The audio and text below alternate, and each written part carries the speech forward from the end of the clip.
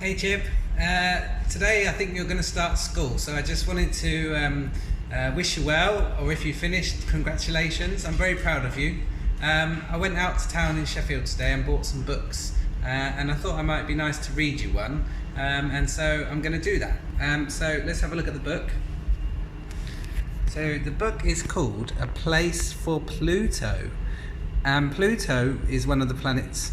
Well, it was a planet in the solar system, but now it's been classified as a dwarf planet. And I know when you was younger, we used to like going through the books and talking about planets.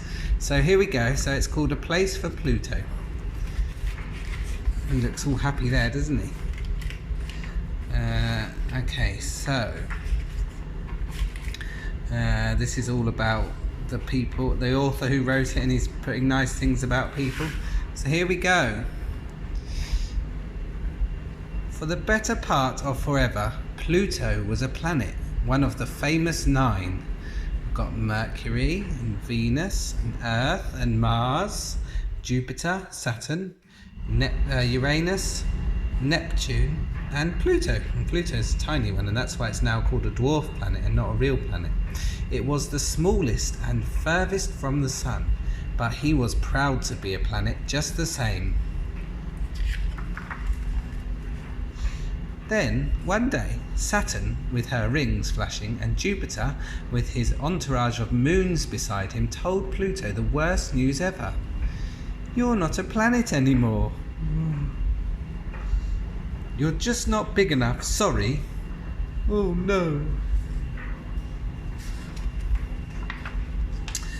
Even though Pluto orbited around the sun and was mostly round, the creatures on Earth decided he was too small. "But I'm in all the school books." "Time to rewrite history." "To let open house." "I don't have time for this. I've got visitors to prepare for." I guess that's Mars. Pluto was crushed. He tried to protest. "Pluto belongs. Fair, not fair. Stand with Pluto." But it was no use. There. Feeling sad and rejected, Pluto left with Charon and his 4 other moons by his side to find his place in the galaxy. Where do I go?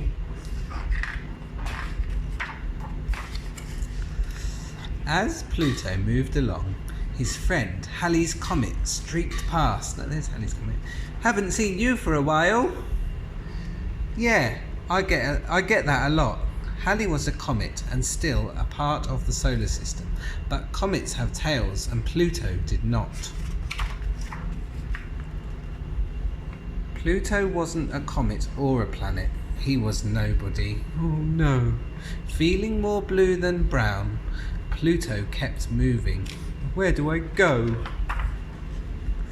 When Pluto saw Gem, Percy and Ori crashing in as dusty rocky comet tails, he wondered if he could join them. "Can I join you?" The meteoroids were always having fun and clowning around. This time they were trying to smash into Earth. "You should try this, Pluto." "No thanks, Earth is kind of like a mother to me."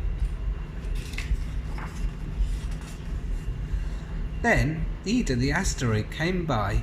Pluto and Ida were nearly the same size. Pluto thought he finally figured out his true identity. "It's me, I'm going to be an asteroid." "Hey Ida, do you mind if I join you for a spin in the asteroid belt?" "Wish you could, Pluto, but the rulebook says rocks only." "You know asteroids are rocks, right?" Pluto wasn't a planet, or a comet, or an asteroid. He missed being a planet, he missed his old friends. He missed feeling like he belonged. "Too small to be a planet, too big to be a rock. I used to fit in here, but now I do not."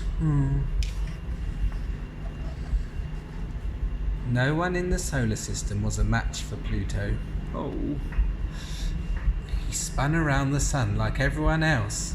But he wasn't a planet, or a comet, or an asteroid, or a meteoroid.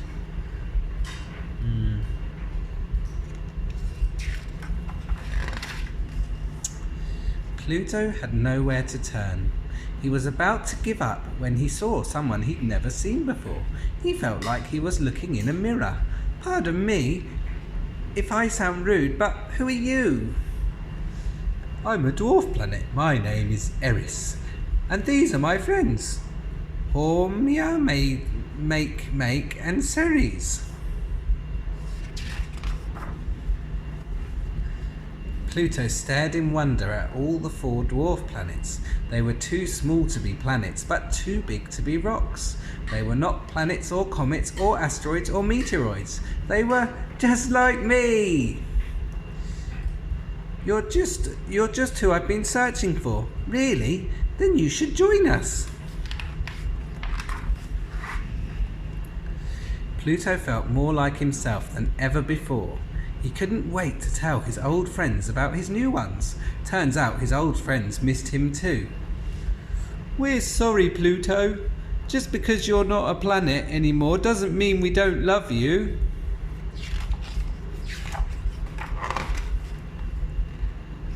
Pluto was over the moon. He was part of the solar system with friends both old and new. He smiled an intergalactic smile that was out of this Milky Way. "Let's celebrate with some chocolate."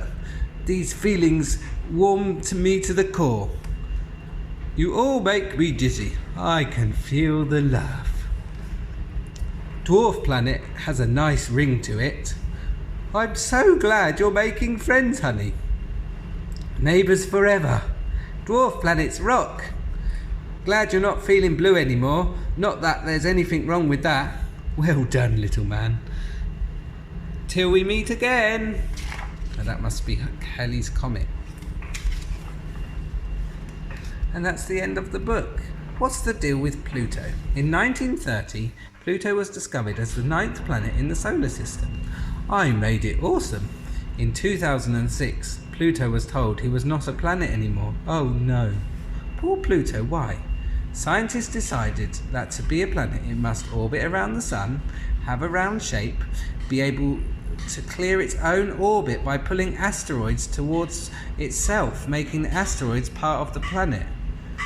This could be a bit tricky for me.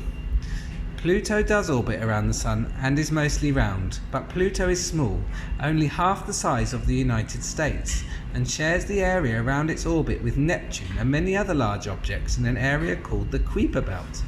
But Pluto isn't alone. Other dwarf planets such as Ceres, Eris, Haumea and Make cannot clear an object of their paths either. Right, there we go, Chip. Once again, well done for your first day at school. I'm thinking of you lots and I hope you enjoyed the story. And there's more books to come in this month's parcel. I love you lots. See you. Bye.